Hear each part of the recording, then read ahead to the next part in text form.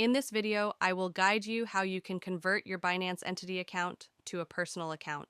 So you just need to start by opening up your Binance and signing to your account. Then click on your profile on the top left corner and click on your profile again now. Once you are in, you're just going to need to click on Security, which is the second option from the top. And you will enter in a Security tab where you need to find the Manage Account option, which is on the bottom. So simply click there and click on the Disable Account.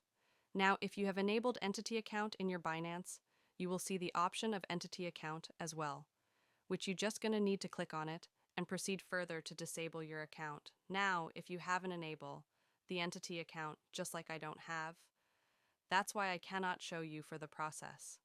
You're just going to need to click on the Entity Account and disable your Entity Account, and your Binance account will automatically convert it to your personal account. So that's the only way right now that you can convert your Binance entity account to a personal account.